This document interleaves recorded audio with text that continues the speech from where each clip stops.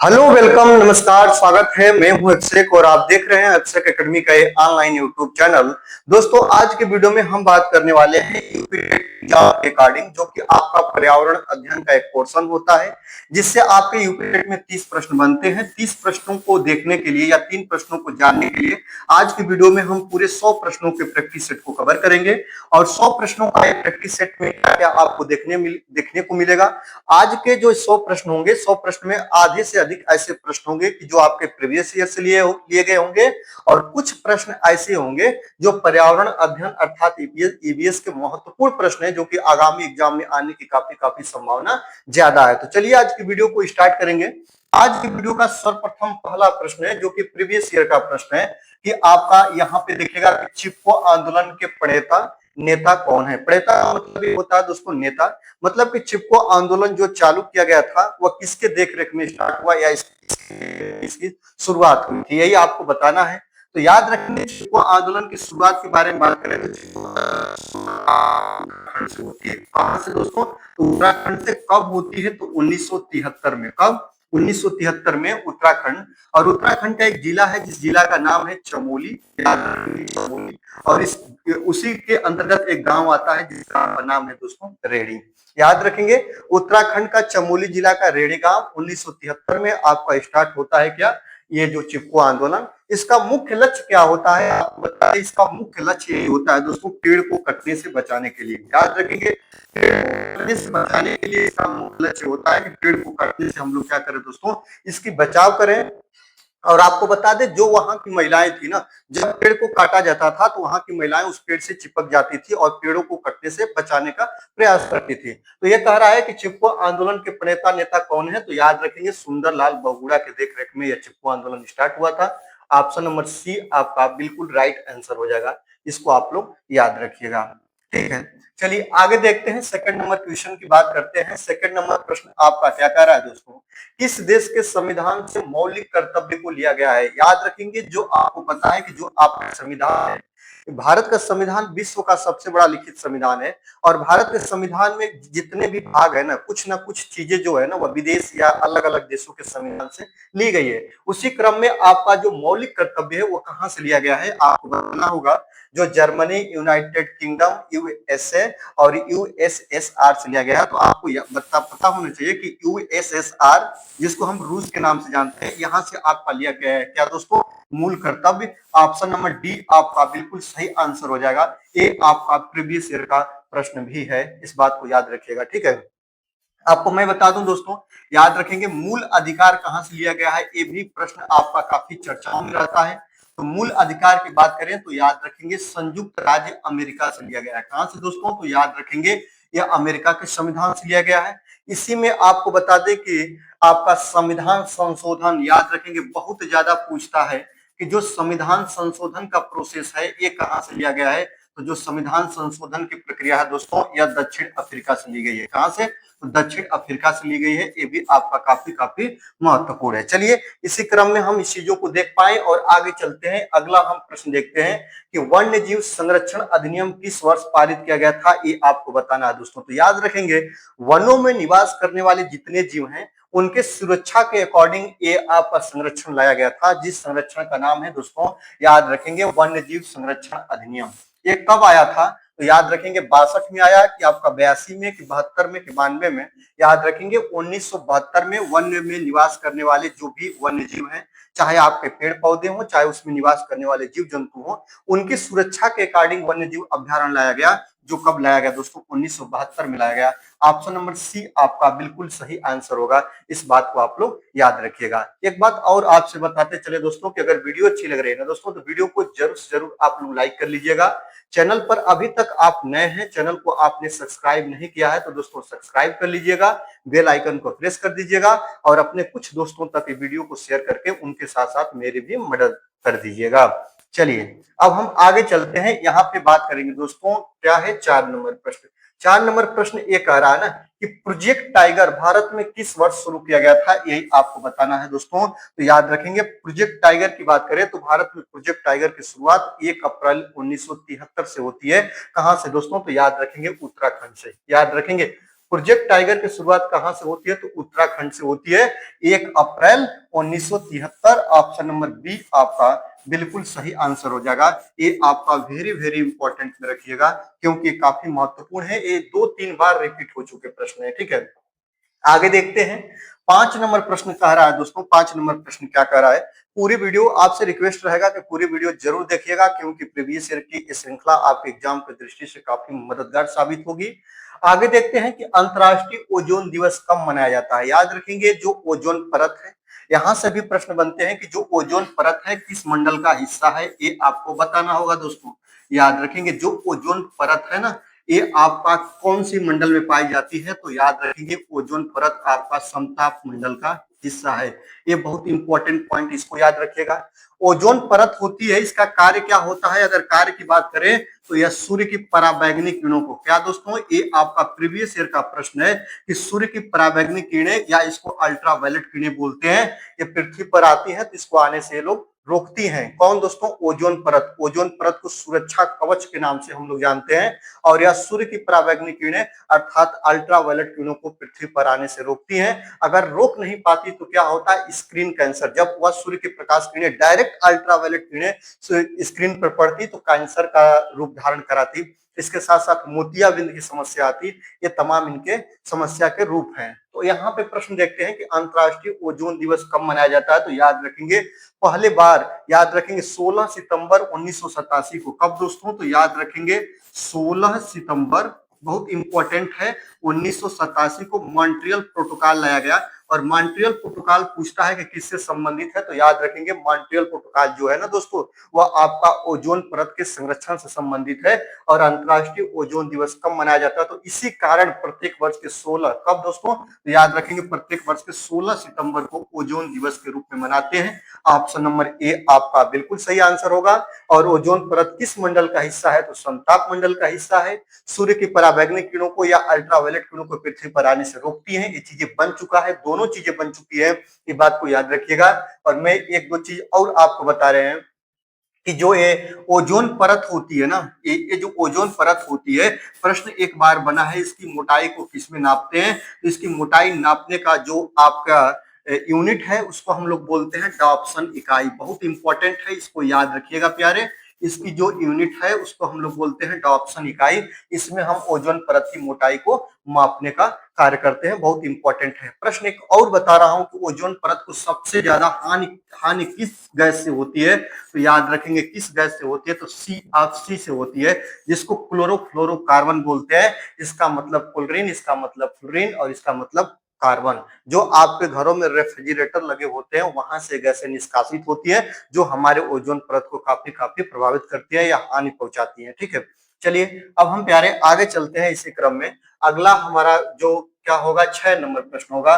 6 number प्रश्न क्या कह रहा है कि दूध से दही बनने की प्रक्रिया को क्या कहते हैं? यही आपको बताना है दोस्तों, याद रखिएगा। तो जो आपका दूध से दही बनने का प्रोसेस होता है ना, यह प्रकाश संश्लेषण की क्रिया के फलस्वरूप होता है? नहीं दोस्तों, पेड़ पौधे जो होते हैं ना, वह प्रकाश संश्लेषण प्रोसेस के माध्यम से अपना भोजन का निर्माण करते हैं। ये नहीं होगा, आसवन भी नहीं होगा आपका, ये भी नहीं होगा, आपका किण्वन होगा। जो किण्वन प्रोसेस होती है, इस प्रोसेस के द्वारा आपका दूध से दही बनता है। ऑप्शन नंबर सी आपका बिल्कुल सही आंसर हो जाएगा।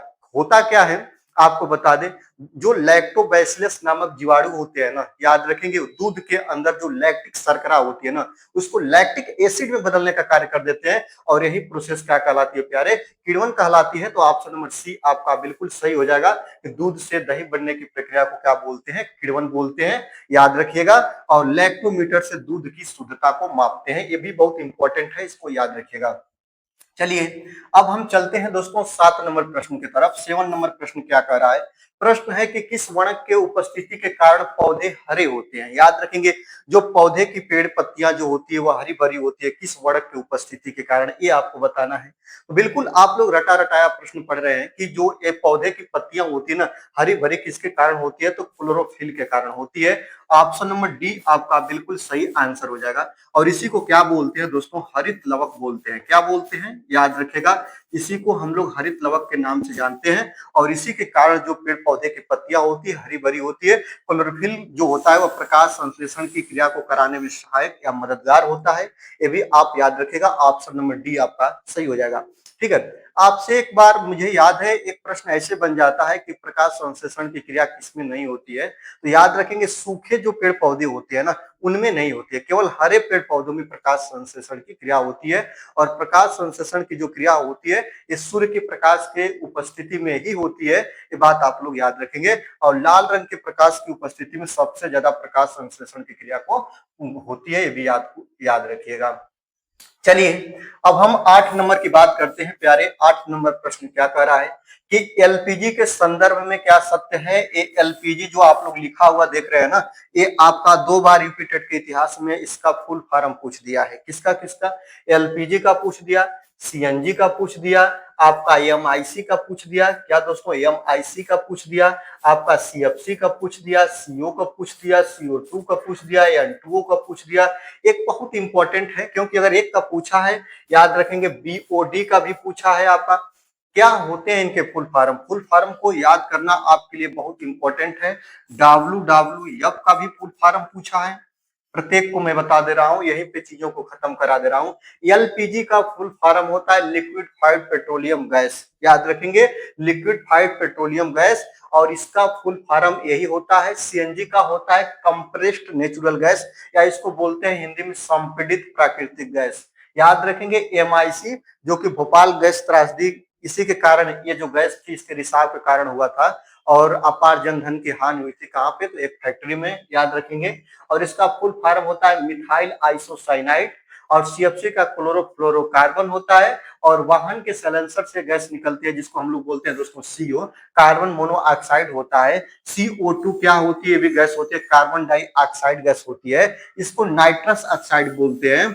याद रखेंगे बीओडी का फुल फॉर्म क्या होता है, बायो ऑक्सीजन केमिकल डिमांड होता है, याद रखेंगे। इसका जो देखिएगा बायोकेमिकल ऑक्सीजन डिमांड इसका फुल फॉर्म होता है, बायोकेमिकल ऑक्सीजन डिमांड इसका फुल फॉर्म होता है। डब्ल्यूडब्ल्यूएफ का फुल फॉर्म होता है वर्ल्ड वाइल्ड लाइफ फंड होता है। ये चीज आप लोग याद रखिएगा। और उसी क्रम में आगे चलते हैं कि एलपीजी के संदर्भ में क्या सत्य नहीं है ये बताना है। तो देखिएगा, यह एक स्वच्छ ईंधन है, बात तो सही है दोस्तों। यह नीली ज्वाला से जलने वाला होता है, बिल्कुल सही है दोस्तों। यह उच्च ऊष्मीमान इसका होता है, ये भी बात सही है दोस्तों। यह मीथेन उत्सर्जन करता है, ऐसा कुछ कार्य नहीं करता दोस्तों। इसको हम रसोई घरों में इसका प्रयोग करते हैं। अगर मीथेन उत्सर्जन करता तो इसका प्रयोग हम लोग रसोई घरों में नहीं करते। तो ऑप्शन नंबर डी आपका सही हो जाएगा, क्योंकि प्रश्न में यही पूछा है ना कि क्या सत्य नहीं है, तो ऑप्शन नंबर डी प्यारे आपका सत्य नहीं है, इसको आप लोग याद रखिएगा। चलिए आगे देखते हैं। यहाँ पे अब हम बात करेंगे 9 नंबर प्रश्न की। 9 नंबर प्रश्न आपके सामने है, कह रहा है कि द ओरिजिन ऑफ स्पीशीज, जिसको बोलते हैं प्रजातियों की उत्पत्ति, किसकी रचना है, यही आपको बताना है दोस्तों। तो याद रखेंगे 1859 में। कब दोस्तों, तो इसकी रचना कब की गई, 1859 में। किसके द्वारा दोस्तों, तो याद रखेंगे चार्ल्स डार्विन के द्वारा। ऑप्शन नंबर बी आपका बिल्कुल सही आंसर हो जाएगा, इसको आप लोग ध्यान रखिएगा। अब देखते हैं यहाँ पे जो आपका काफी चर्चाओं में रहने वाला प्रश्न है, जिसको बोलते हैं मकर रेखा और इसको बोलते हैं कर्क रेखा। दोनों को ध्यान रखिएगा। अब मकर रेखा की हम बात करते हैं दोस्तों, याद रखेंगे ये जो मकर रेखा है और एक है दोस्तों क्या है, याद रखेंगे, ये मकर रेखा हो गया और एक हो गया दोस्तों आपका कर्क रेखा। ठीक है, ये आपका ग्लोब हो गया और ये आपका विषुवत रेखा हो गया। ठीक है, ऊपर क्या होता है दोस्तों, तो याद रखेंगे ये उत्तरी ध्रुव होते हैं और नीचे क्या होता है दोस्तों, दक्षिणी ध्रुव होते हैं। तो याद रखेंगे यहाँ पे आपका 0 अंश हो जाएगा। अब कितने अंश ऊपर जाएंगे तो क्या होगा, कितने अंश नीचे जाएंगे तो आपका क्या होगा, यही बताना है। अब मकर रेखा किसे बोलते हैं, तो 23.5 डिग्री, किसको दोस्तों, तो याद रखेंगे 23.5 डिग्री साउथ को आप लोग क्या बोलिएगा, मकर रेखा बोलिएगा। याद रखेंगे ऑप्शन नंबर बी आपका बिल्कुल सही आंसर हो जाएगा। ठीक है, तो नॉर्थ का मतलब क्या होता है दोस्तों, याद रखेंगे उत्तर होता है। और साउथ का मतलब क्या होता है दोस्तों, दक्षिण होता है। मतलब याद रखेंगे यहाँ पे साउथ की बात का है, मतलब कि इधर कहीं 23.5 डिग्री आप आइएगा तो आपको मकर रेखा मिलेगी और इधर 23.5 डिग्री जाइएगा तो आपको कर्क रेखा मिलेगी। इस बात को याद रखेंगे, काफी इंपॉर्टेंट है और काफी चर्चाओं में भी ये प्रश्न रहता है। ठीक है, चलिए अब हम आगे चलते हैं, 11 नंबर की बात करते हैं।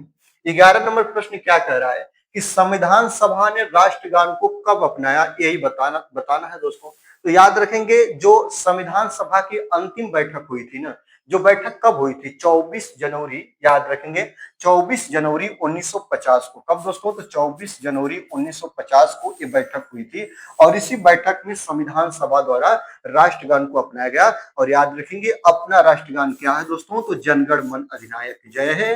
किनके द्वारा लिखा गया है प्यारे, तो रविंद्रनाथ टैगोर के द्वारा लिखा गया है। और गाने में कितना समय लगता है प्यारे, तो 52 सेकंड का समय लगता है। यही आपका इंपॉर्टेंट है, इसको याद रखिएगा। ठीक है, चलिए अब हम चलते हैं 12 नंबर की तरफ। 12 नंबर प्रश्न क्या कह रहा है, 12 नंबर प्रश्न ये कह रहा है ना दोस्तों कि आपका पुष्कर मेला कहाँ आयोजित होता है। पुष्कर मेला के बारे में कहा है, तो आपको बता दूं, मैंने एक बार नहीं कई बार बताया हूं कि आपका राजस्थान के अजमेर में, कहां पे दोस्तों, तो राजस्थान के अजमेर में पुष्कर मेला लगता है। ऑप्शन नंबर डी आपका बिल्कुल सही आंसर हो जाएगा। और आपको बता दे यह पुष्कर मेला जो होता है ना, वह ऊंट के लिए काफी प्रसिद्ध होता है, या ऊंट मेला के लिए यह जाना जाता है। इस बात को आप लोग याद रखिएगा, किसके लिए दोस्तों, तो ऊंट मेला के लिए जाना जाता है। पुष्कर मेला कहाँ लगता है, तो राजस्थान के अजमेर में। इस बात को आप लोग याद रखिएगा। चलिए अब हम आगे चलते हैं दोस्तों, आज की वीडियो का 13 नंबर प्रश्न देखेंगे। 13 नंबर प्रश्न क्या कहा है, लग रहा है कि इस प्रश्न को मैंने अभी बताया भी हूं कि पराबैंगनी किरणों में से कौन सी किरणें सबसे अधिक हानिकारक होती है। जो सूर्य की पराबैंगनी किरणें होती है ना, इसको पराबैंगनी या अल्ट्रावायलेट के नाम से जानते हैं। ये बात को आप लोग याद रखिएगा। और इन किरणों में सबसे हानिकारक किरणें कौन होती है, अल्ट्रावायलेट ए होती है, अल्ट्रावायलेट बी होती है, अल्ट्रावायलेट सी होती है, उपरोक्त में से कोई नहीं। आपको बता दें सबसे हानिकारक जो आपकी किरणें होती है ना, वह अल्ट्रावायलेट सी होती है। ऑप्शन नंबर सी आपका बिल्कुल सही आंसर होगा, क्योंकि जो अल्ट्रावायलेट सी होती है ना पराबैंगनी किरणों में, वह सबसे हानि पहुंचाती है या हानिकारक होती है। कैंसर से सबसे संबंधित समस्याएं इसी से होती है, ये बात को भी याद रखिएगा। आगे देखते हैं 14 नंबर प्रश्न की हम बात करेंगे प्यारे। 14 नंबर प्रश्न क्या कह रहा है कि गिर शेर परियोजना कहाँ स्थित है, यही आपको बताना है दोस्तों। तो जो गिर शेर परियोजना है वह आपका कहाँ पे है बताइएगा। ऑप्शन आपके सामने है, गुजरात में है कि महाराष्ट्र में है कि उत्तर प्रदेश में है कि आपका मध्य प्रदेश में है। तो गिर शेर परियोजना आपका कहाँ पे दोस्तों, तो गुजरात में है। और यह परियोजना का मुख्य लक्ष्य था एशियाई शेरों के संरक्षण के लिए जानी जाती है। ऑप्शन नंबर ए आपका सही हो जाएगा। ये भी याद रखेंगे कि एशियाई शेरों के संरक्षण के लिए, एशियाई शेर का एक घर या संरक्षण घर कहा जाता है, ये जानी जाती है। और आपको बता दें एक प्रश्न यहाँ से बन चुका है, जो कि दोनों प्रश्न काफी चर्चाओं में रहते हैं कि गधों गधों का अभ्यारण्य, याद रखेंगे गधों का अभ्यारण्य कहाँ है, तो ये भी याद रखेगा गुजरात में ही है। याद रखेंगे तो गिर शेर परियोजना जो कि गुजरात में है, एशियाई शेरों के संरक्षण के लिए जानी जाती है। और गधों का अभ्यारण्य कहाँ है, तो याद रखेंगे ये भी आपका गुजरात में है।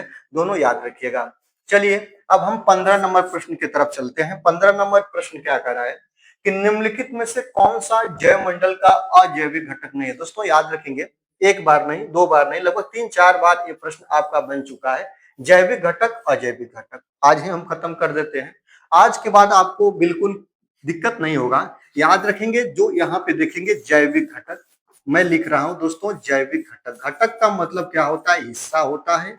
और यहाँ पे मैं लिख रहा हूं दोस्तों अजैविक घटक, याद रखेंगे। अब आप लोग जैविक घटक किसे बोलिएगा, आप लोग अजैविक घटक किसे बोलिएगा। जैविक घटक उसे बोलिएगा ना कि वायुमंडल का या आपके जैव मंडल का वह, इसमें व्यक्ति होगा या वस्तु होगा, जो भी कुछ कहिए, पेड़ पौधे या मनुष्य जीव जंतु, जो इसमें जीवन पाया जाएगा, जिसमें श्वसन प्रजनन उत्सर्जन जैसी प्रोसेस क्रियाएं होगी, वह जैविक घटक का हिस्सा होगा। जैसे कि आपका गाय भैंस बकरी आदमी, आपके जीव जंतु जितने हैं सब आपके जैविक घटक होंगे। अजैविक घटक कौन होगा, जिसमें जीवन नहीं पाया जाएगा, जैसे मिट्टी हो गया, ठीक ना, इसमें आपको इसको क्या बोलिएगा, अजैविक घटक बोलिएगा। ठीक ना, इस बात को याद रखेगा। और इसी क्रम में अब आशा करते हैं कि आप बता देंगे कि निम्नलिखित में से कौन जैव मंडल का अजैविक घटक नहीं है। अजैविक घटक नहीं है, मतलब क्या होगा दोस्तों, अजैविक घटक नहीं है मतलब कि जैविक घटक होगा। तो अब जैविक घटक कौन होगा, जिसमें जीवन पाया जाएगा। अब देखिएगा प्रोटीन में जीवन पाया जाता है, नहीं, ये तो अजैविक घटक है। मृदा, ये अजैविक घटक है, जीवन नहीं पाया जाता है इसमें। याद रखेंगे फास्फोरस, ये भी नहीं होगा दोस्तों। आपका क्या होगा, कवक। कवक एक जो है दोस्तों यह जैविक घटक है, क्योंकि इसमें जीवन संबंधी समस्याएं, उत्सर्जन, प्रजनन जैसी जो प्रोसेस होती है वह होती है। ऑप्शन नंबर सी आपका बिल्कुल राइट आंसर हो जाएगा। इस तरह चीजों को आप लोग सीखिएगा, आपको आसान लगेगा। आगे देखते हैं कि WWF से क्या तात्पर्य है। इसका फुल फॉर्म बताना है दोस्तों, याद रखेंगे WWF का full form world wild life fund होता है। बात को याद रखेंगे, वर्ल्ड वाइल्ड लाइफ फंड, जो कि आपका क्या होगा दोस्तों, ऑप्शन नंबर बी आपका बिल्कुल सही आंसर होगा। इसको आप लोग याद रखिएगा। आगे देखते हैं, अगला प्रश्न है प्यारे। अगला प्रश्न कह रहा है कि गंगा नदी कहां से निकलती है। तो गंगा नदी आपके गंगोत्री ग्लेशियर से निकलती है। ये भी आपका ऑप्शन नंबर सी आपका बिल्कुल राइट आंसर हो जाएगा। आगे देखते हैं अगला प्रश्न की हम बात करते हैं, भारत में निम्नलिखित में से कौन सी एजेंसी मुख्य रूप से प्रदूषण के मापन से संबंधित है। याद रखेंगे, तो जो एक केंद्रीय एजेंसी है, इसका नाम क्या है, जो कि प्रदूषण मापन का कार्य करती है भारत में। तो याद रखेंगे, जो केंद्रीय प्रदूषण नियंत्रण बोर्ड है ना दोस्तों, इसका कार्यालय कहाँ पे है, तो इसका कार्यालय आपका दिल्ली में है। और यही जो एजेंसी है ना, वह क्या करती है दोस्तों, तो प्रदूषण मापन का कार्य करती है, मैनेज का कार्य करती है। ऑप्शन नंबर बी आपका बिल्कुल सही आंसर हो जाएगा। और काफी महत्वपूर्ण प्रश्न है, ये बात को याद रखेंगे, ठीक है। केंद्रीय प्रदूषण नियंत्रण बोर्ड, जिसका कार्यालय नई दिल्ली में है, और यह कार्य क्या करती है दोस्तों, तो याद रखेंगे यह एक एजेंसी है जो मुख्य रूप से प्रदूषण के मापन का कार्य करती है। ऑप्शन नंबर बी को आप लोग लॉक करिएगा, ऑप्शन नंबर बी आपका सही आंसर हो जाएगा। इस बात को आप लोग याद रखेंगे। चलिए आगे देखते हैं कि कोटोपॉक्सी, याद रखेंगे क्या है दोस्तों, याद रखिएगा कोटोपॉक्सी एक क्या है दोस्तों, जागृत ज्वालामुखी है, जो कि स्थित है कहां पे दोस्तों, तो जो कोटोपॉक्सी एक जागृत ज्वालामुखी है, जो आपका स्थित है कहां पे, दक्षिण अमेरिका के एंडीज पर्वत श्रृंखला पे। कहां पे दोस्तों, दक्षिण अमेरिका के एंडीज पर्वत श्रृंखला में स्थित है कोटोपॉक्सी, जो एक जागृत ज्वालामुखी है। ऑप्शन नंबर सी आपका सही आंसर हो जाएगा। चलिए आगे देखते हैं कि तिब्बत की सांगपो नदी भारत में किस नाम से जानी जाती है, यही आपको बताना है दोस्तों। तो याद रखेंगे, जो तिब्बत की सांगपो नदी है ना, याद रखेंगे, जिस जिस नदी को तिब्बत में सांगपो के नाम से जानते हैं, वह जब भारत में प्रवेश करती है, कहां पे प्रवेश करती है, तो अरुणाचल प्रदेश में। और जब यह प्रवेश करती है तो इसको ब्रह्मपुत्रा के नाम से जानते हैं। ऑप्शन नंबर सी आपका बिल्कुल सही आंसर हो जाएगा। और अंत में बंगाल के खाड़ी में इसका समापन हो जाता है। तो ऑप्शन नंबर सी आपका राइट आंसर हो जाएगा। इसको आप लोग याद रखिएगा। चलिए मुझे एक बात याद आ रहा है ना, काफी चर्चाओं में प्रश्न रहा है, पिछले कई एग्जाम में पूछा है ना, कि जो बंगाल का शोक किस नदी को कहते हैं। तो याद रखेंगे, कोसी नदी जो होती है, वहां पे बाढ़ लाने का कार्य करती है। वहां की जो जीवन होती है काफी प्रभावित होती है कोसी नदी से। तो कोसी नदी को बंगाल का शोक बोलते हैं, ये भी आप लोग याद रखेंगे। आगे देखते हैं, आपका 21 नंबर प्रश्न है। 21 नंबर प्रश्न एक आ रहा है दोस्तों, कि घास भूमि क्षेत्र के परितंत्र की खाद्य श्रृंखला में सबसे उच्च स्तर के उपभोक्ता को क्या बोलते हैं। प्रीवियस ईयर का प्रश्न है। और आपको पता है कि घास भूमि श्रृंखला में सबसे उच्च स्तर का जो उपभोक्ता होगा ना, उसको क्या बोलिएगा, उसको हम लोग मांसाहारी बोलते हैं। क्या बोलते हैं, मांसाहारी। बिल्कुल, शाकाहारी तो होगा नहीं, याद रखेंगे, ये जीवाणु होगा नहीं। शाकाहारी तथा मांसाहारी दोनों नहीं बोलेंगे, हम उसको मांसाहारी बोलेंगे, क्योंकि जो खाद्य श्रृंखला में सबसे उच्च स्तर का उपभोक्ता होता है ना, उसको हम लोग मांसाहारी बोलते हैं। ऑप्शन नंबर बी आपका बिल्कुल सही आंसर हो जाएगा। आगे देखते हैं, अगला है दोस्तों, वायुमंडल का प्रमुख स्तर जो पृथ्वी तल के सबसे पास है, उसे हम क्या बोलते हैं। तो आपको पता है, मैंने बहुत बार बताया कि वायुमंडल के जो आपके मुख्य मुख्य परतों में विभाजित किया गया है, वह कितनी परतें हैं दोस्तों, तो 5 परतें हैं। कौन सी परतें हैं दोस्तों, 5 परतें हैं। इन 5 परतों में सबसे नीचे जो परत है ना, इसको हम लोग क्या बोलते हैं, क्षोभ मंडल बोलते हैं। याद रखेंगे, काफी इंपॉर्टेंट है, तो इसको याद रखेंगे। नीचे जो है इसको क्षोभ मंडल बोलते हैं। सेकेंड नंबर पर जो आता है, इसको हम लोग समताप मंडल बोलते हैं। क्या बोलते हैं दोस्तों, समताप मंडल बोलते हैं। अगला देखते हैं, 3 नंबर पर आता है, जिसको हम लोग बोलते हैं क्या दोस्तों, याद रखेंगे, इसको हम लोग बोलते हैं मध्य मंडल। मध्य मंडल, और इससे ऊपर जाते हैं तो आपका आता है आयन मंडल, और सबसे ऊपर जाते हैं प्यारे तो इसको हम लोग बोलते हैं बहिर्मंडल। ठीक है, सबसे ऊपरी जो परत होती है, और ये 4 नंबर की परत होती है, ये 3 नंबर की परत होती है। अब देखिएगा, यहां से कई कई बार भर भर के प्रश्न को बन जाता है। प्रश्न क्या बनते हैं कि पृथ्वी की सबसे पास परत का क्या नाम है, जो मंडल है, इसको हम लोग क्षोभ मंडल बोलते हैं प्यारे। ये आपका ऑप्शन नंबर सी तो बिल्कुल सही होगा। अब देखिएगा, आगे बढ़ते हैं। मौसम संबंधित घटनाएं कहाँ पे घटित होती है, प्रीवियस ईयर का प्रश्न है, आपका बन चुका है। तो मौसम संबंधित जितनी घटनाएं होंगी ना, चाहे आपका बिजली का गरजना, बरसना, ये सब, कुहरा का बनना, मौसम संबंधित घटनाएं आपके क्षोभ मंडल में होंगी। चलिए आगे चलते हैं, समताप मंडल की बात करते हैं। समताप मंडल से प्रश्न ये बनता है ना कि वायुयान उड़ने की आदर्श दशा कहाँ पे पाई जाती है। तो याद रखेंगे, जो वायुयान होते हैं, जो जहाज होते हैं, वह कहाँ पे उड़ते हैं, तो समताप मंडल में उड़ते हैं। यहां से प्रश्न ये भी बना है, अभी आपको मैंने पहले ही बताया हूं प्रीवियस ईयर में, कि आपका ओजोन परत किस मंडल का हिस्सा है, तो समताप मंडल का हिस्सा है। बिल्कुल यहां से आप चीजों को याद रखेंगे। आगे देखते हैं, जब वहीं हम इसके ऊपर जाते हैं तो मध्य मंडल, उल्का पिंड कहाँ पे जलकर राख हो जाते हैं, या सबसे ठंडी परत कौन सी होती है, तो मध्य मंडल होती है। मध्य मंडल में जो उल्का पिंड होते हैं जलकर राख हो जाते हैं, या सबसे ठंडी परत के नाम से हम इसको जानते हैं, इस बात को याद रखेंगे। एक प्रश्न यहां से बनता है कि रेडियो तरंगे कहाँ पे चलती है, तो रेडियो तरंगे जो है ना दोस्तों, वह आपके आयन मंडल से चलती है। काफी महत्वपूर्ण है, इसको भी आप लोग याद रखिएगा। और यहाँ पे बहिर्मंडल की बात करें तो जो आपके अक्रिय गैसें होती है ना, जो आपके अक्रिय या निष्क्रिय गैसें होती है ना, इनका घर बोला जाता है कि यहाँ पे दोस्तों बहिर्मंडल को। चलिए यहाँ पे अब हम बात करते हैं 23 नंबर की। 23 नंबर प्रश्न क्या कह रहा है कि संयुक्त राष्ट्र सुरक्षा परिषद में कितने अस्थायी सदस्य हैं, याद रखेंगे। तो संयुक्त राष्ट्र सुरक्षा परिषद में आपके 5 अस्थायी सदस्य हैं, और याद रखेंगे 10 आपके क्या है प्यारे, तो 10 आपके अस्थायी सदस्य हैं। कौन दोस्तों, तो 10 आपके अस्थायी सदस्य हैं, इनको आप लोग याद रखेंगे। जैसे कि हम बात करें तो अमेरिका, ब्रिटेन, फ्रांस, और इसके बाद चीन हो गया। यहाँ पे देखिएगा कौन कौन से, तो आपका अमेरिका हो गया, ठीक है। फिर इसके बाद आपका ब्रिटेन हो गया, ठीक है। फिर इसके बाद आपका फ्रांस हो गया, आपका चीन हो गया। अमेरिका, ब्रिटेन, फ्रांस, चीन, और इसके बाद आपका और एक बच रहा है जिसको हम लोग बोलते हैं दोस्तों रूस। ये आपके 5 जो है देश आपके अस्थायी सदस्य हैं। कौन सदस्य हैं दोस्तों, अस्थायी सदस्य हैं। आगे देखते हैं कि सरिस्का राष्ट्रीय उद्यान कहाँ पे स्थित है, यही आपको बताना है दोस्तों, ठीक है। जो सरिस्का राष्ट्रीय उद्यान है वह पश्चिम बंगाल में है, कि आपका गुजरात में है, कि आपका राजस्थान में है, कि असम में है। याद रखेंगे, राजस्थान के कहाँ पे दोस्तों, तो अलवर में, अलवर जिला में स्थित है। याद रखेंगे, राजस्थान के अलवर जिला में, राजस्थान के जो अलवर जिला में है वह आपका सरिस्का राष्ट्रीय उद्यान है। ऑप्शन नंबर सी आपका बिल्कुल सही हो जाएगा। आगे देखते हैं, यहाँ पे प्रश्न की हम बात करते हैं कि पारिस्थितिकी तंत्र में ऊर्जा का मुख्य स्रोत क्या होता है। तो याद रखेंगे, पारिस्थितिकी तंत्र की बात करें तो इसमें ऊर्जा का सबसे बड़ा स्रोत क्या होता है, या पृथ्वी पर सबसे बड़ा ऊर्जा का स्रोत क्या होता है, तो याद रखेंगे सूर्य की प्रकाश किरणें। याद रखेंगे, सूर्य से जो प्राप्त ऊर्जा होती है इसको सौर ऊर्जा के नाम से हम लोग जानते हैं। और पृथ्वी पर ऊर्जा का सबसे बड़ा जो स्रोत है ना, वह सन रेज है, सूर्य की प्रकाश किरणें हैं। ऑप्शन नंबर बी आपका बिल्कुल सही आंसर हो जाएगा। और सूर्य की प्रकाश किरणें से हमें कौन सी विटामिन मिलती है, तो याद रखेंगे सूर्य की प्रकाश किरणें से हमें विटामिन डी की प्राप्ति होती है, काफी महत्वपूर्ण है। और जो सूर्य की प्रकाश किरणें होती है, इससे पृथ्वी पर जो प्रकाश किरणें आती है वह 500 सेकंड में पृथ्वी पर आती है, ये भी याद रखेंगे। और ये भी याद रखेंगे, जो ये प्रकाश किरणें होती है ये अनुप्रस्थ तरंगे होती है। कौन सी तरंगे होती है प्यारे, तो अनुप्रस्थ तरंगे होती है। ये भी काफी आपका महत्वपूर्ण हो जाएगा, ठीक है।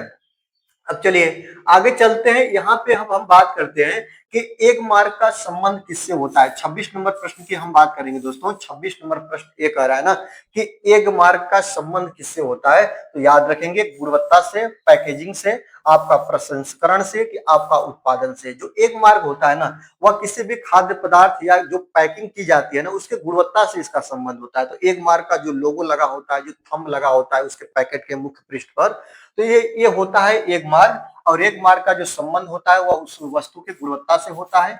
ऑप्शन नंबर ए आपका बिल्कुल सही आंसर हो जाएगा। इसको चलिए अगला देखते हैं। यहाँ पे अब हम बात करेंगे 27 नंबर प्रश्न की, कि किसी खाद्य श्रृंखला में शाकाहारी होते हैं। तो याद रखें शाकाहारी क्या होते हैं, तो शाकाहारी आपके प्राथमिक उत्पादक होते हैं, कि प्राथमिक आपके उपभोक्ता होते हैं, कि आपका द्वितीयक उपभोक्ता होते हैं, कि आपके अपघटन करता होते हैं। तो किसी भी खाद्य श्रृंखला में जो शाकाहारी होते हैं ना, इनको हम लोग क्या बोलते हैं, प्राथमिक उपभोक्ता बोलते हैं। क्या बोलते हैं दोस्तों, प्राथमिक उपभोक्ता बोलते हैं। जो कि खाद्य श्रृंखला में जो शाकाहारी है इनको प्राथमिक उपभोक्ता बोलते हैं। इसमें क्या क्या आ जाते हैं, आपका गाय आ गया, आपका हिरण आ गया, आपका बकरी आ गया, ये सभी होते हैं प्राथमिक उपभोक्ता। ऑप्शन नंबर बी आपका बिल्कुल सही आंसर हो जाएगा। चलिए आगे देखते हैं, यहाँ पे अब हम बात करेंगे 28 नंबर प्रश्न की हम बात करेंगे कि भू परिस्थितिकी तंत्र में ऊर्जा का महत्वपूर्ण स्थानांतरण किसके द्वारा होता है। ये आपको बताना है कि जो भू परिस्थितिकी तंत्र होता है इसमें जो ऊर्जा का जो स्थानांतरण होता है वो किसके माध्यम से होता है। तो खाद्य श्रृंखला के माध्यम से होता है, खाद्य जाल के माध्यम से, परिस्थितिकी पिरामिड के माध्यम से, जैव भू रासायनिक चक्र के माध्यम से। आपको बता दें कि भू परिस्थितिकी तंत्र में ऊर्जा का महत्वपूर्ण जो स्थानांतरण होता है ना वो होता है खाद्य श्रृंखला के माध्यम से। इसमें जो होते हैं ना प्राथमिक उपभोक्ता, द्वितीयक उपभोक्ता, तृतीयक उपभोक्ता आपस में एक दूसरे से जुड़े होते हैं और इसी के माध्यम से क्या होता है दोस्तों, ऊर्जा का स्थानांतरण होता है। ठीक है, ऊर्जा स्थानांतरण का लिंडमैन का नियम आप लोग सुने होंगे। इसमें केवल एक रूप से दूसरे रूप में जब ऊर्जा जाती है तो 10% ऊर्जा का स्थानांतरण होता है। 90% ऊर्जा क्या होती है दोस्तों, 90% ऊर्जा खत्म हो जाती है, नष्ट हो जाती है। मतलब एक जीव दूसरे जीव को खाता है तो पहले जीव मतलब जिसको खा रहा है ना उससे केवल 10% ऊर्जा का स्थानांतरण होता है, 90% ऊर्जा क्या हो जाती है प्यारे, तो 90% ऊर्जा आपका नष्ट हो जाती है, खत्म हो जाती है। चलिए आगे देखते हैं, यहाँ पे बात करते हैं कि पर्यावरण संरक्षण अधिनियम किस वर्ष पारित हुआ था। 1986 में, बिल्कुल महत्वपूर्ण है और याद रखेंगे 1986 में आपका पर्यावरण संरक्षण अधिनियम आपका पारित हुआ था, काफी महत्वपूर्ण है। चलिए आगे देखते हैं, यहाँ पे अब हम बात करते हैं 30 नंबर प्रश्न की। 30 नंबर प्रश्न क्या कह रहा है कि किसी परितंत्र में तत्वों का चक्रण क्या कहलाता है, यही आपको बताना है। किसी भी परितंत्र में जो आपके तत्व हैं इनका चक्रण क्या कहलाता है। तो जीव भू रासायनिक चक्र कहलाता है, कि आपका भू वैज्ञानिक चक्र कहलाता है, कि रासायनिक चक्र कहलाता है, कि इनमें से कोई नहीं। तो याद रखेंगे किसी भी परितंत्र में तत्वों का जो चक्रण होता है उसको हम लोग जीव भू रासायनिक चक्र के नाम से जानते हैं। ऑप्शन नंबर ए आपका बिल्कुल सही आंसर हो जाएगा, इसको आप लोग याद रखिएगा। चलिए अब हम चलते हैं 30 नंबर की बात करते हैं। इंसुलिन की रासायनिक प्रकृति क्या होती है, तो बिल्कुल समय नहीं लेंगे, आपको वीडियो खत्म करने में काफी समय लगेगा और बिल्कुल पूरी वीडियो को देखिएगा।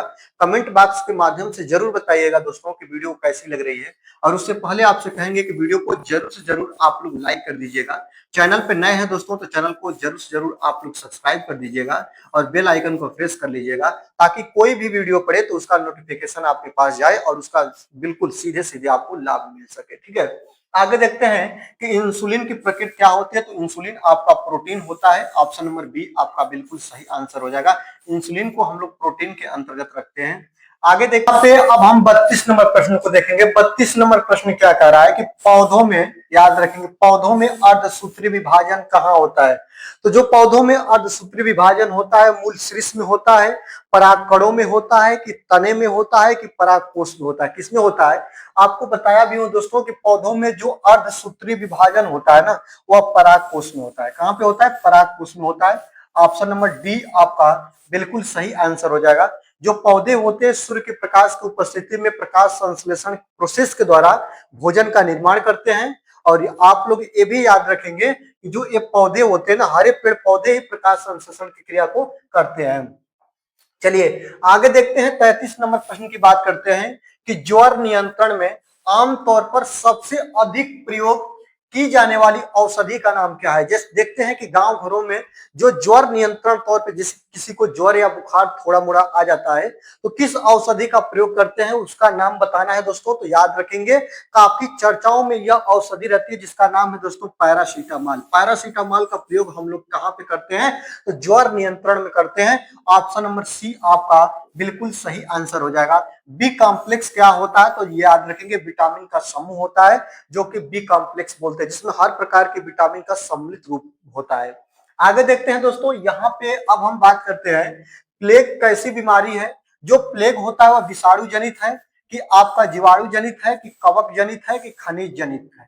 आपको बता दें प्लेग ऐसी बीमारी है ना जो कि जीवाणुओं के द्वारा यह फैलती है। याद रखेंगे यह वायरस जनित नहीं है, बात को याद रखेंगे। खनिज जनित कवक जनित नहीं है, यह जीवाणु जनित है। ऑप्शन नंबर बी आपका बिल्कुल सही आंसर हो जाएगा, इसको आप लोग याद रखिएगा। चलिए आगे देखते हैं, 35 नंबर की बात करते हैं कि निम्नलिखित में से कौन सी ग्रीन हाउस गैस नहीं है। याद रखिएगा यही आपको बताना है दोस्तों, कौन ऐसी गैस है कि जो आपकी ग्रीन हाउस गैस नहीं है, ये आपको बताना है। आपको बता दें दोस्तों, जो ग्रीन हाउस गैसें होती है ना, ये ग्लोबल वार्मिंग के लिए उत्तरदायी होती हैं। जो ग्रीन हाउस गैसें होती है, इसमें CO2 हो गया, आपका N2O हो गया, आपका CFC हो गया, और इसके बाद आपका CH4 मेथेन हो गया। मुख्य रूप से ये ग्रीन हाउस गैसें होती है, इसको याद रखिएगा क्योंकि काफी महत्वपूर्ण है, बार बार पूछी जाती है। तो निम्नलिखित में से कौन सी ग्रीन हाउस गैसें नहीं है? कार्बन डाइऑक्साइड CO2 भैया है। याद रखेगा नाइट्रस ऑक्साइड N2O बोलते हैं, बिल्कुल है। याद रखेंगे मीथेन CH4 भी है, लेकिन हीलियम नहीं है। याद रखेंगे कौन नहीं है? तो ऑप्शन नंबर सी आपका बिल्कुल सही आंसर हो जाएगा। आपकी हीलियम गैस जो है वह ग्रीन हाउस गैस के क्षेत्र में नहीं आती है।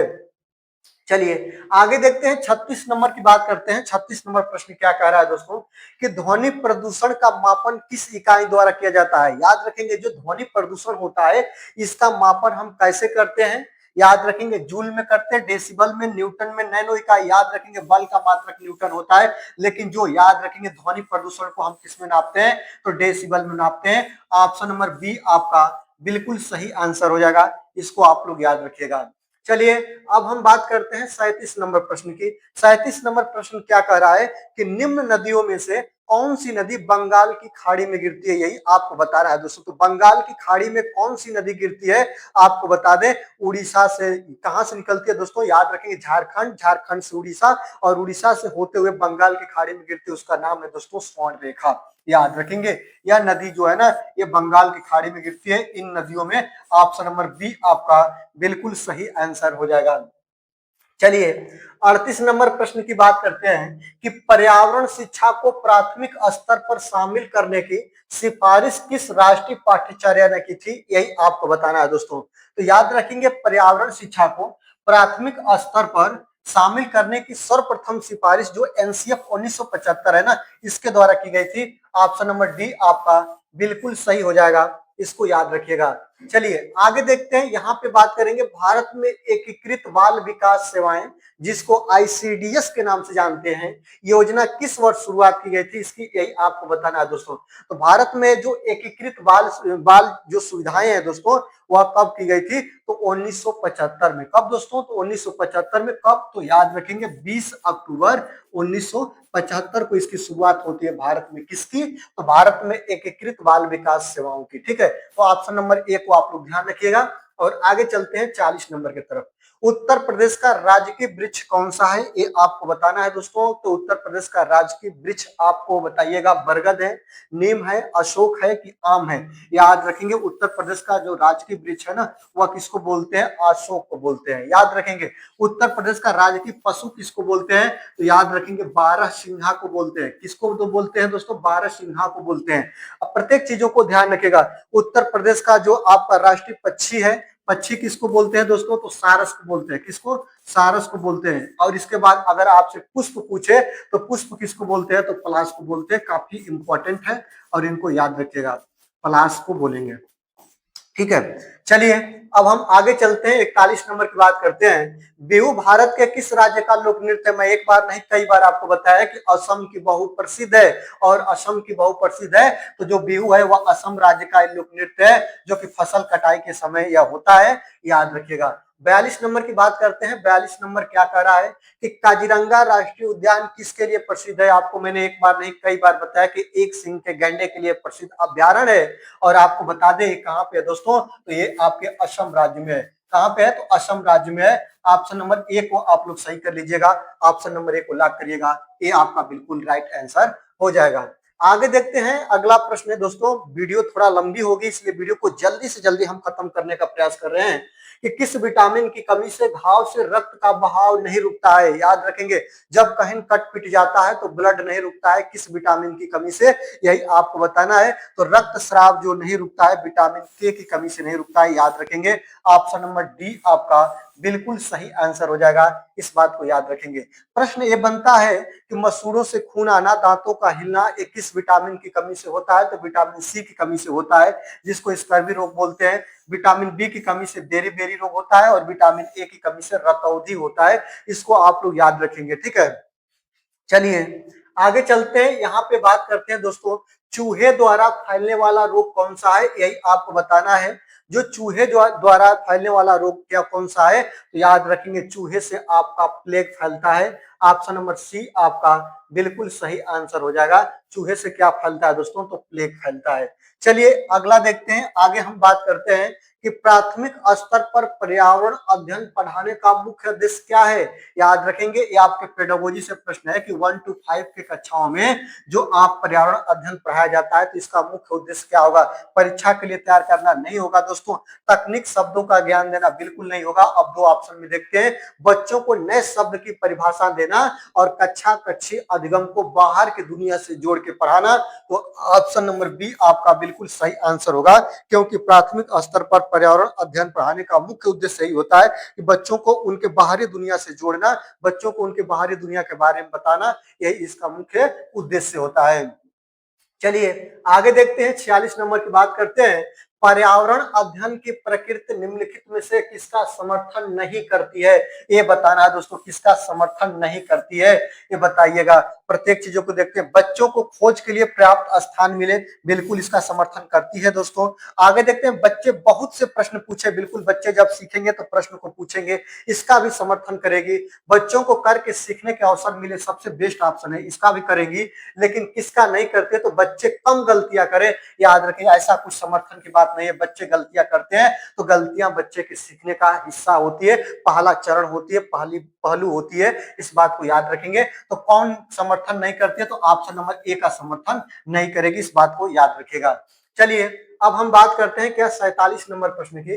47 नंबर प्रश्न ये कह रहा है ना प्यारे कि आपका ओजोन परत वायुमंडल के किस भाग में पाई जाती है? मैंने तो आपको बता दिया कि जो ओजोन परत जो होती है ना, ये समताप मंडल में पाई जाती है। किस मंडल में प्यारे? समताप मंडल में पाई जाती है। और समताप मंडल में ही आपके वायुयान उड़ने की आदर्श दशा भी पाई जाती है।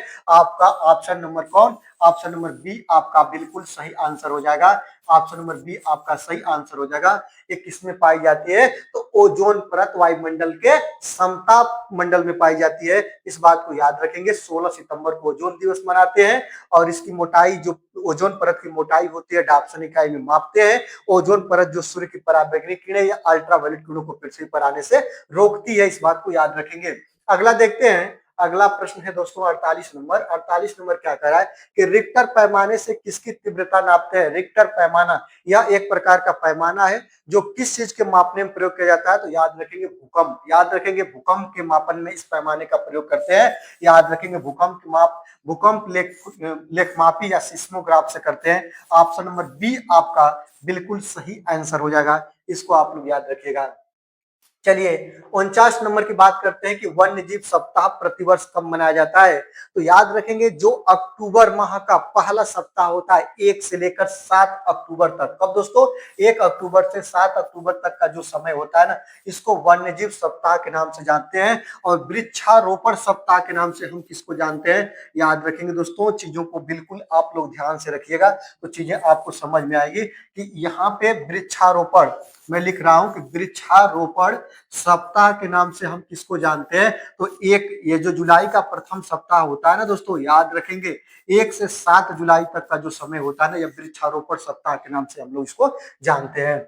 चलिए आगे देखते हैं। यहाँ पे बात करेंगे 50 नंबर की कि सौर मंडल का सबसे गर्म ग्रह कौन सा है? ये आपको बताना है दोस्तों। याद रखेंगे 2 बार आपका ग्रह हो चुका है। तो सबसे गर्म ग्रह की बात करें, आपको मैं कई बार बताया कि सौर मंडल का सबसे गर्म ग्रह आपका शुक्र होता है। कौन होता है दोस्तों? शुक्र होता है।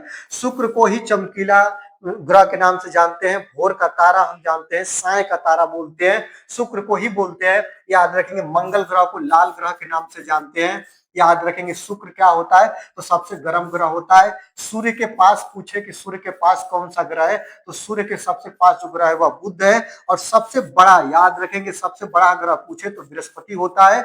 और सबसे ज्यादा उपग्रहों की संख्या पूछे तो याद रखेंगे सबसे ज्यादा उपग्रहों की संख्या भी किसकी है दोस्तों? तो बृहस्पति की है। ठीक है, तो याद रखेंगे हम कहाँ पे उपस्थित हैं? तो पृथ्वी ग्रह पे है। और पृथ्वी का एकमात्र प्राकृतिक उपग्रह कौन सा है? तो चंद्रमा है। इस बात को भी आप लोग याद रखिएगा, ध्यान रखिएगा। चलिए आगे चलिए 51 नंबर प्रश्न की हम बात करते हैं। 51 नंबर प्रश्न कह रहा है कि भारत का सबसे पुराना राष्ट्रीय उद्यान कौन सा है?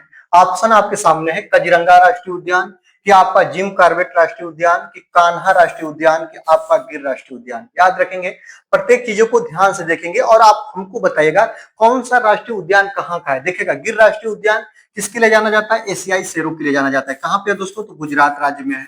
गधों का अभ्यारण्य यहीं पे है।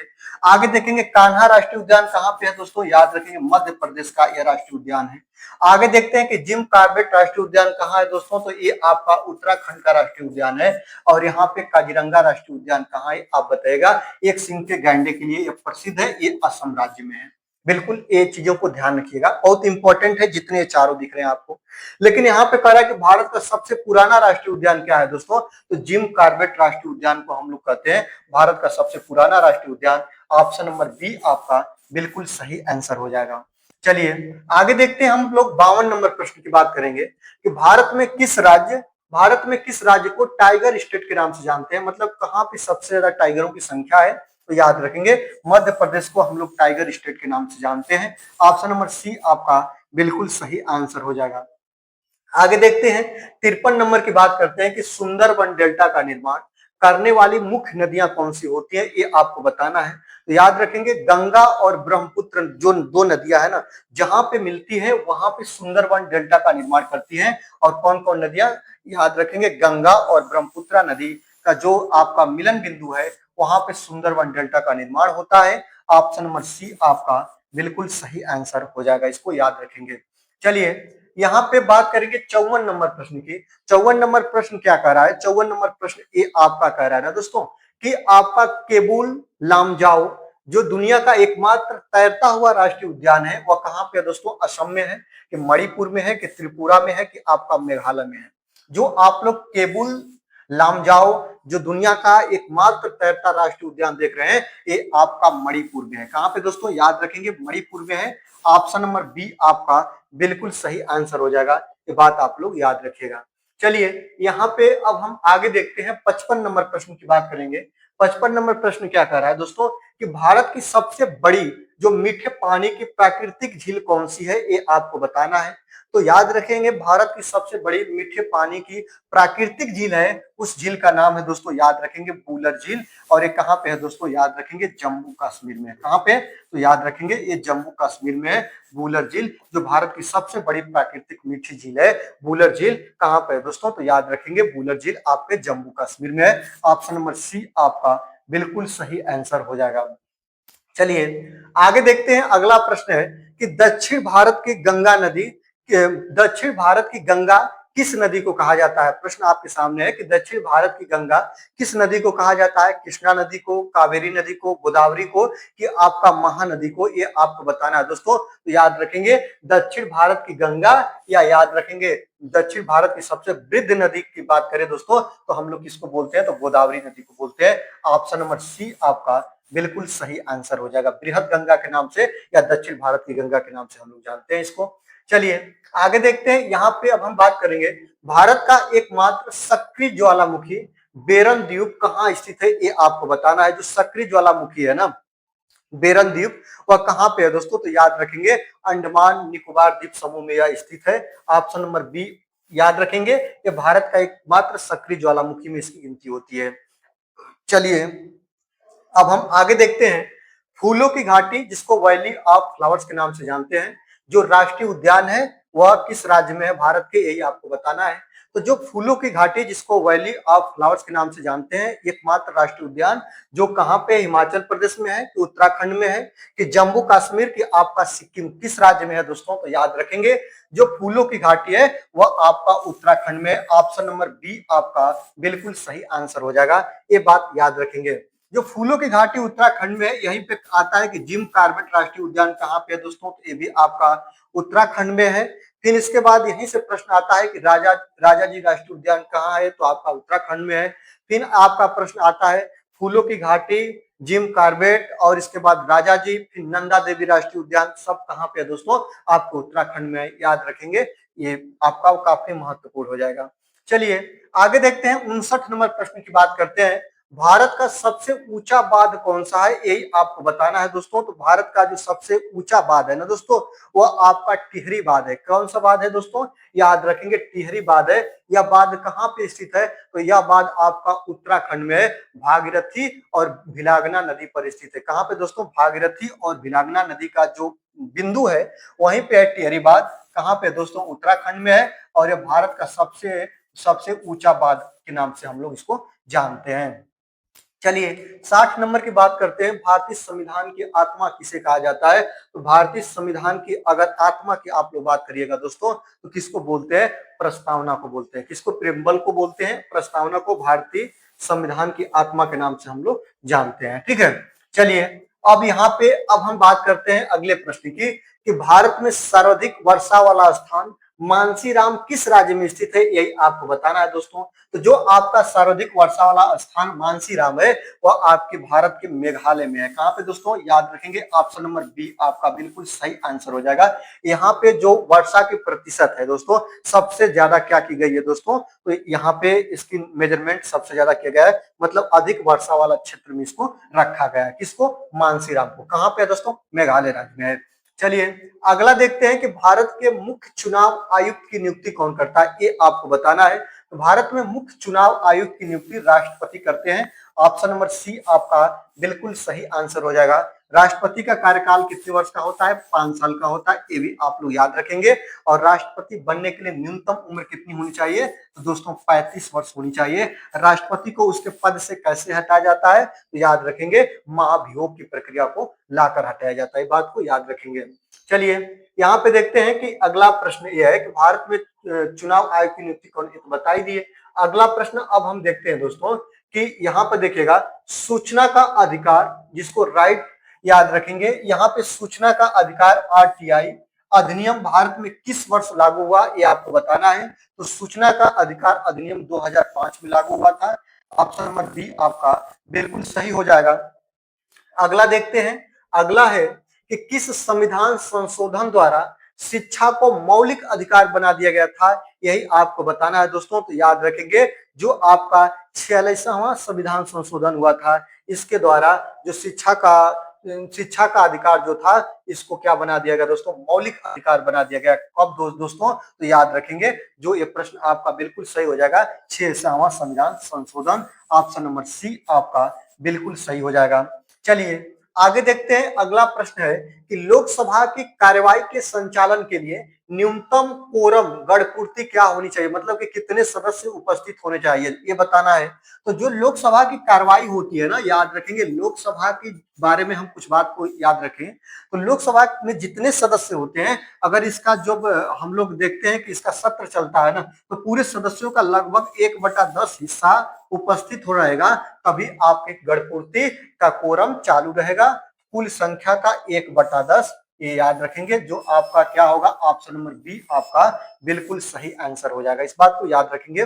लोकसभा क्या होती है, तो लोकसभा एक अस्थायी सदन है। क्या है दोस्तों, तो याद रखेंगे, अस्थायी सदन है, ये याद रखेंगे, या इसको निम्न सदन के नाम से जानते हैं, ये भी याद रखेंगे। एक कभी भंग हो सकती है। यह जो सदन है, यह जनता के प्रति उत्तरदायी होते हैं। किसके प्रति दोस्तों, जनता के प्रति, जनता के प्रति उत्तरदायी होते हैं, क्योंकि इसके जितने भी सांसद होते हैं, इनका कार्यकाल 5 साल होता है। और याद रखेंगे, इनको किसके द्वारा, तो इनको डायरेक्ट मतदान प्रवृत्ति के द्वारा लाया जाता है, मतलब कि डायरेक्ट ये क्षेत्र से चुनकर जाते हैं मतदान प्रोसेस के द्वारा, इसलिए यह जनता के प्रति उत्तरदायी होता है। और इनका कार्यकाल 5 साल होता है। और लोकसभा सदस्य बनने के लिए न्यूनतम उम्र 25 वर्ष होनी चाहिए, और राज्यसभा सदस्य बनने के लिए न्यूनतम उम्र 30 वर्ष होनी चाहिए। लोकसभा का कार्यकाल 5 वर्ष होता है, राज्यसभा का कार्यकाल 6 वर्ष होता है, ये बात आप लोग याद रखिएगा। चलिए आगे देखते हैं, यहाँ पे अब हम बात करते हैं कि अस्पृश्यता का अंत संविधान के किस अनुच्छेद में वर्णित है, यही आपको बताना है दोस्तों। तो अस्पृश्यता का जो अंत है, संविधान के अनुच्छेद 17 में इसका वर्णन मिलता है। ऑप्शन नंबर सी आपका बिल्कुल सही आंसर हो जाएगा, इसको आप लोग याद रखिएगा। चलिए आगे देखते हैं, हम बात करेंगे 67 नंबर प्रश्न की। राज्यसभा का पदेन सभापति कौन होता है? यहाँ से कई प्रश्न बनते हैं और प्रीवियस ईयर अगर उठाकर आप लोग देखेंगे तो देखेंगे कि यहाँ से प्रश्न बने हैं। मतलब प्रश्न यह है कि राज्यसभा का पदेन सभापति कौन होता है? याद रखेंगे, राज्यसभा का जो पदेन सभापति होता है वह उपराष्ट्रपति होता है, पहली बात। दूसरी बात, आपको मैं दो चीजें, प्रत्येक चीजों को जोड़ जोड़ के बता रहा हूं। प्रश्न ये बनता है कि लोकसभा लोकसभा और, याद रखेंगे यहां पे लिख दे रहे हैं दोस्तों, लोकसभा और राज्यसभा की संयुक्त बैठक कौन बुलाता है? याद रखेंगे, इनकी बैठक बुलाने का काम कौन करता है? जब लोकसभा और राज्यसभा के बीच आपसी मतभेद हो जाए ना, इनको बुलाने का काम करेंगे राष्ट्रपति महोदय। कौन दोस्तों? तो राष्ट्रपति महोदय। और याद रखेंगे, प्रश्न कई बार घुमा कर पूछता है, प्रश्न आपका बन चुका है, प्रश्न ये नहीं बना है, प्रश्न ये बना है कि लोकसभा और राज्यसभा की संयुक्त बैठक की अध्यक्षता कौन करता है? तो याद रखेंगे, संयुक्त बैठक में तो लोकसभा के सांसद भी उपस्थित होंगे, राज्यसभा के भी सांसद। किसी भी विषय पर अगर आपसी मतभेद है, जब दोनों लोगों को साथ में बैठा दिया जाएगा, लोकसभा के पूरे सांसद को, राज्यसभा के पूरे सांसद को, तो इसकी बैठक की अध्यक्षता कौन करेगा? तो लोकसभा अध्यक्ष करेंगे। कौन करेगा दोस्तों? तो याद रखेंगे, इसकी बैठक की अध्यक्षता आपका लोकसभा के जो अध्यक्ष है ना, वही करेंगे। ये बात को याद रखेंगे, जो लोकसभा और राज्यसभा की संयुक्त बैठक की अध्यक्षता होती है, लोकसभा अध्यक्ष करते हैं। और बुलाने का काम कौन करते हैं दोस्तों? तो बुलाने का काम आपके राष्ट्रपति महोदय करते हैं। चले आगे देखते हैं, राष्ट्रपति शासन का वर्णन किस अनुच्छेद में मिलता है? यही आपको बताना है दोस्तों। तो जो आपका राष्ट्रपति शासन की बात करें दोस्तों, तो जो आपका अनुच्छेद 356 है ना, यह इमरजेंसी से संबंधित है, या राष्ट्रपति शासन से संबंधित है। 356, ऑप्शन नंबर बी आपका बिल्कुल सही आंसर हो जाएगा। चलिए आगे देखते हैं, किसी राज्य के राज्यपाल की नियुक्ति के लिए न्यूनतम आयु, याद रखेंगे 5 वर्ष इसका कार्यकाल होता है, पहली बात। और न्यूनतम आयु कितनी होनी चाहिए? 35 वर्ष होनी चाहिए राज्यपाल की नियुक्ति के लिए। राज्यपाल का कार्य क्या होता है? मुख्यमंत्री की नियुक्ति करना और उनके निर्देश पे या उनके कहने पे या उनके मतलब कि बताने के आधार पर अन्य मंत्रियों की नियुक्ति करना, एक इनका कार्य होता है। तो यह राज्यपाल का कार्य होता है और इनकी न्यूनतम उम्र 35 वर्ष होती है। ऑप्शन नंबर सी आपका बिल्कुल सही आंसर हो जाएगा। चलिए 71 नंबर की बात करते हैं। प्रथम पृथ्वी सम्मेलन जो 1992 में हुआ था, वह कहां पे हुआ था? ये आपको बताना है दोस्तों। जो 71 नंबर प्रश्न की बात करते हैं, तो याद रखेंगे कब हुआ था? तो 1992 में हुआ था। कहां पे हुआ था? तो ब्राजील शहर में हुआ था। याद रखेंगे, ब्राजील शहर में हुआ था। और ब्राजील शहर, याद रखेंगे, ब्राजील का एक शहर है, ब्राजील का एक शहर है जिसका नाम है दोस्तों रियो डी जेनेरिया। यहीं पे हुआ था प्रथम पृथ्वी सम्मेलन। कब दोस्तों? तो 1992 में।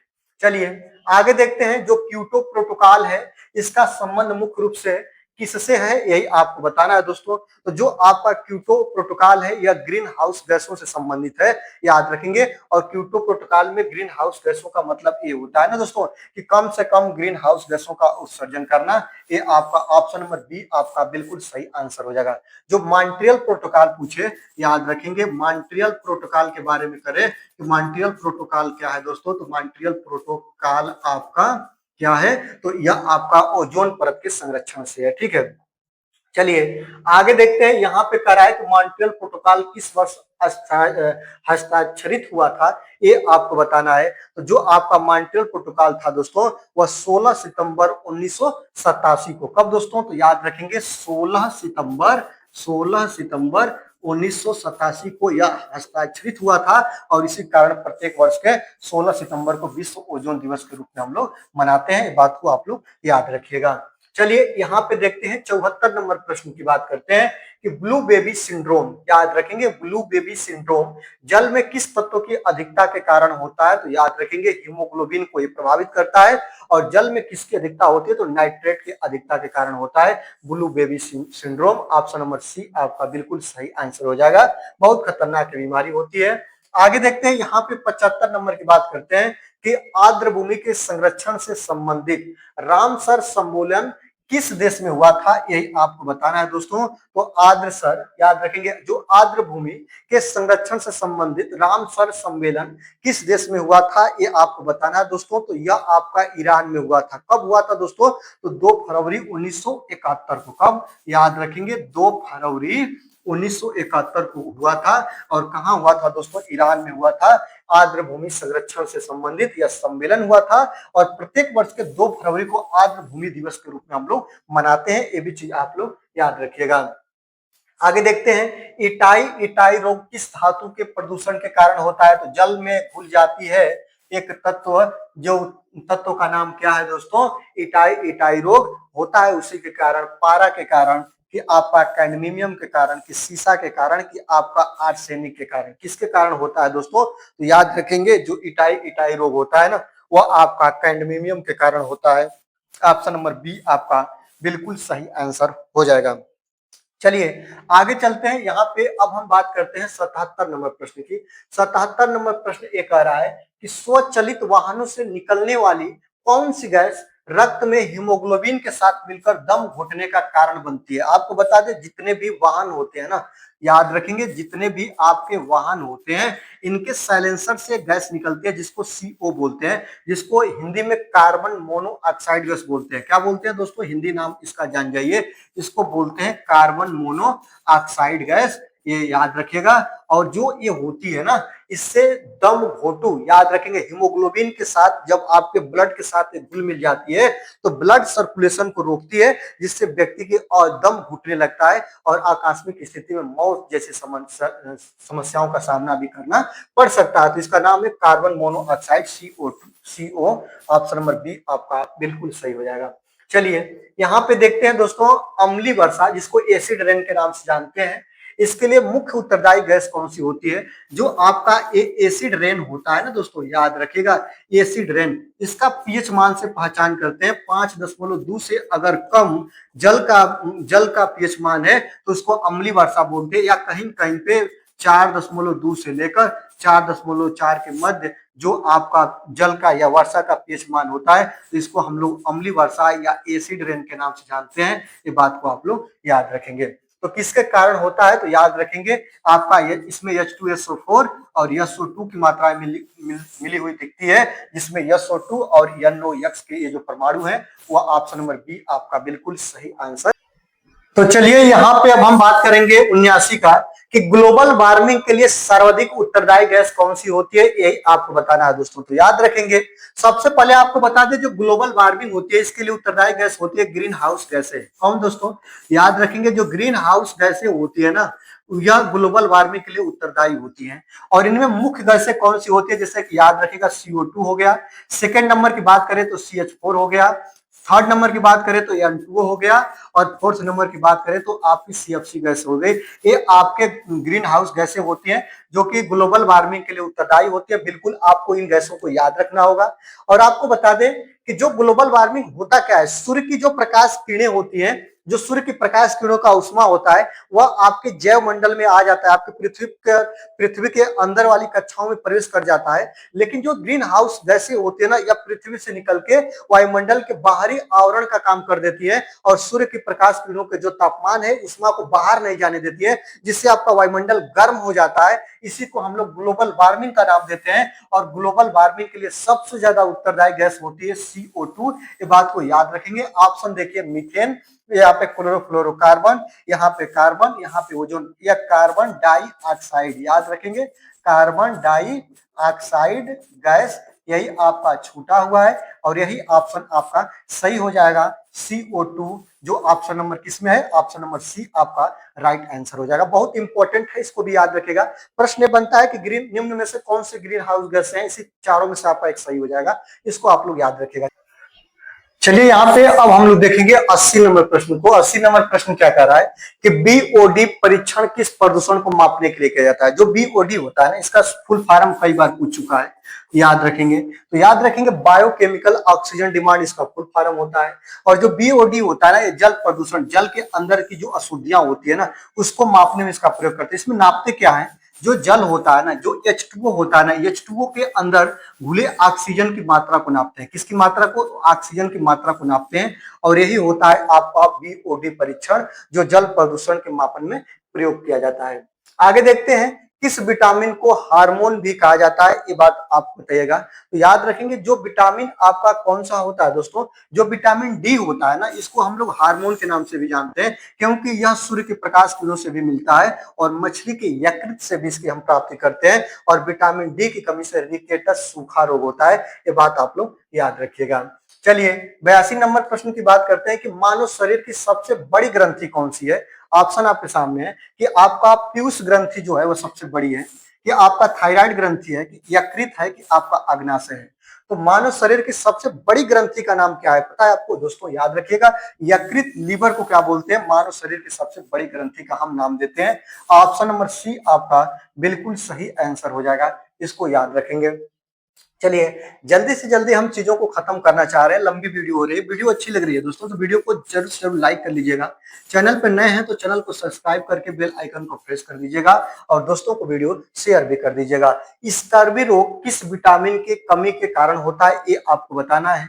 कि जो आपका स्कर्वी रोग होता है ना, वह विटामिन सी की कमी से होता है। किस कमी से होता है प्यारे, विटामिन सी की कमी से होता है। जैसे मसूड़ों से खून आना, दांतों का हिलना, ये होता है। और जो आपका विटामिन सी की पूर्ति की बात करें तो याद रखेंगे विटामिन सी की पूर्ति हमें खट्टे खाद्य पदार्थों से होती है। कहां से होती है दोस्तों, तो खट्टे खाद्य पदार्थ, जैसे आपका नींबू हो गया, आंवला हो गया, संतरा हो गया, इससे हमें विटामिन सी की पूर्ति होती है।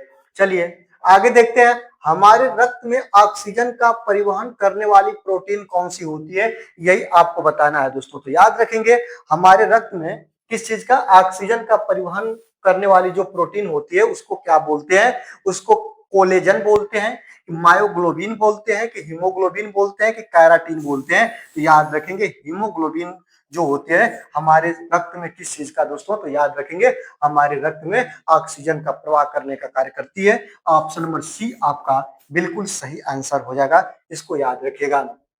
चलिए 85 नंबर की बात करते हैं कि जो आपका पेनिसिलिन नामक एंटीबायोटिक की खोज किसने किया था, ये प्रीवियस ईयर का आपका प्रश्न है, याद रखेंगे।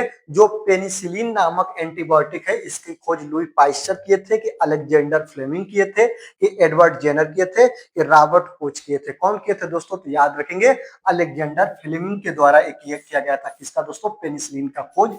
ऑप्शन नंबर बी आपका बिल्कुल सही आंसर हो जाएगा। चलिए आगे देखते हैं 86 नंबर की बात करते हैं। सिंकोना जो पौधे पौधे के किस भाग से कुनैन मलेरिया की दवा प्राप्त की जाती है, याद रखेंगे जो मलेरिया की दवा होती है वह सिंकोना वृक्ष के छाल से प्राप्त की जाती है। आप लोग जाने होंगे छाल से प्राप्त करते हैं। ऑप्शन नंबर डी आपका बिल्कुल सही आंसर हो जाएगा।